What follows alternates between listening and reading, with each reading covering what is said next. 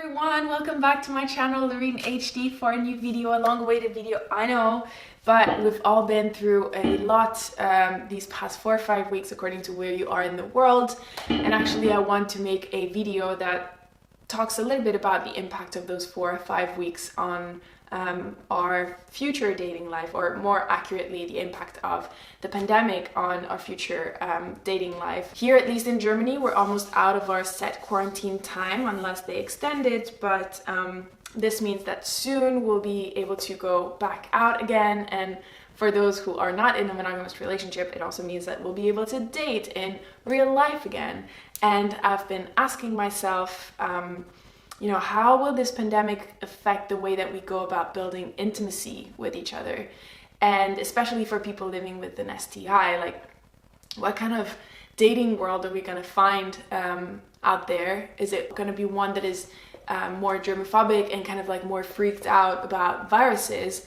Or one that is able to look at STI with some kind of perspective. So if you've also been thinking about it, I'm super curious to hear your thoughts. So make sure that you put them in the comments below, and then I can make another video where I discuss what your predictions are, and we can all spend the next months or so making predictions. But for now, based on nothing else but my own observations and my faith in humanity to learn and remember its lessons, here are my top 5 predictions for how COVID-19 will impact how we deal with STIs. So the first one is based on the fact that we have moved from seeing sex as a risk to seeing people as a risk. And in case you're wondering, scientists haven't found any evidence that COVID-19 can be transmitted through sexual fluids. Instead, the way that is primarily transmitted is through little particles that are in our saliva, and can be transmitted therefore through like talking or sneezing or coughing. So it's mainly coming from our mouth and nose area rather than our genital area. So in a new dating scenario where we have to acknowledge that activities like kissing or even holding hands represent a risk, my first prediction is that conversations around health overall are going to be more natural amongst people and amongst people who are trying to build intimacy, and that we'll feel less awkward asking or sharing information about our health. And so that in turn, conversations around sexual health will feel less maybe random or awkward or forced as they could have felt before the pandemic. My second prediction is based on the fact that people have learned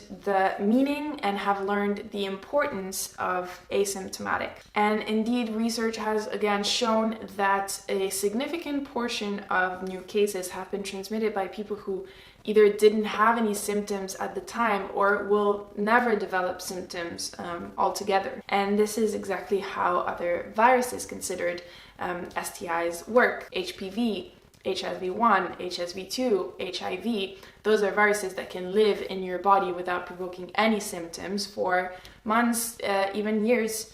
And same thing with bacteria like gonorrhea, syphilis, or chlamydia. It's the same thing. They can live in your body without provoking any kind of reaction that would alarm you of the virus or bacteria's presence in your body. So COVID-19 is teaching us all the hard way that the good old "I have no symptoms, therefore I must be fine" is bullshit, and that the most reliable way to know if you have something is actually through testing. And sure, there is, I believe, a 30% false negative ratio in COVID testing, which also happens in STI testing. It's not always 100% accurate, but it stays a much more reliable way to know if you have something. So in this new reality where we learn not to assume the state of our health based on the presence or non-presence of symptoms, my second prediction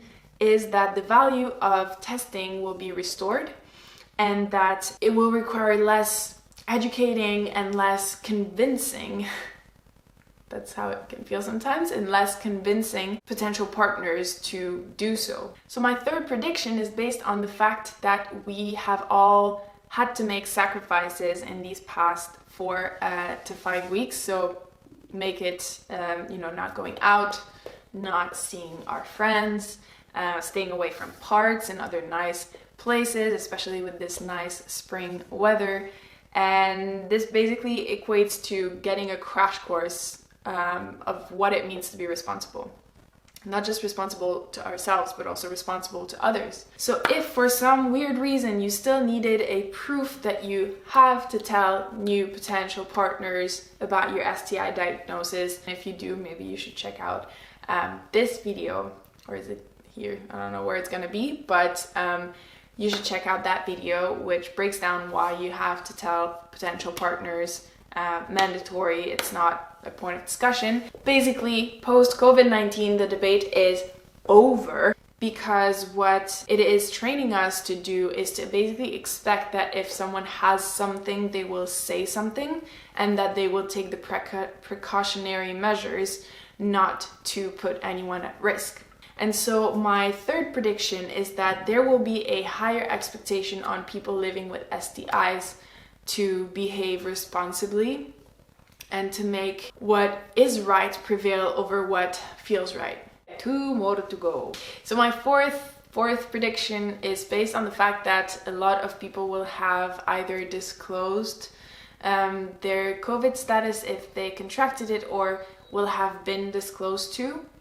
And the vulnerability that someone living with an STI faces when they disclose their status to someone is often one that people can appreciate, but not necessarily relate to. So, let's start by saying that there's absolutely nothing to be ashamed of having the coronavirus, just like there's absolutely nothing to be ashamed of about having an STI.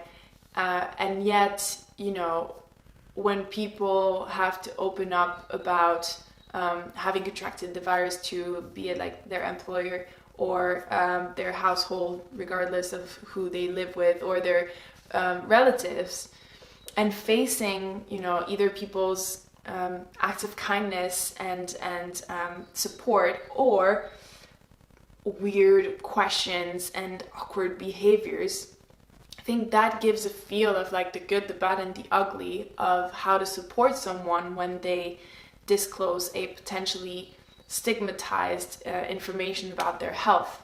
So my fourth prediction is that there will be more empathy towards people living with an STI who disclosed their status, which doesn't actually equate to more people being willing to take the risk or to be intimate with people living with an STI. It just means that the information conveyed through the disclosure will be met with less judgment and less insensitivity. So my last prediction is based on the observation that we will all have witnessed the making of a stigma around a virus, and how seemingly harmful and clumsy language actually greatly contributes to a wrong perception, and I would even say a dangerous perception around the virus. And specifically talking about the tweet that President Trump had the great idea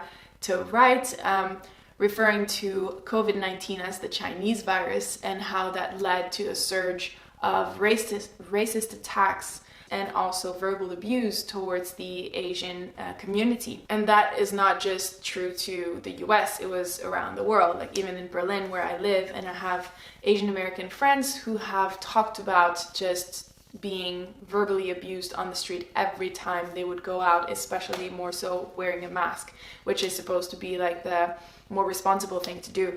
And so there in front of our eyes lies the direct correlation between language and stigma, and then stigma and discrimination. And so my fifth prediction is that there will be more sensitivity in the language and the idioms that we use when talking about STIs, and that there will be more openness to revisit some of the terms that people living with STIs have found offensive.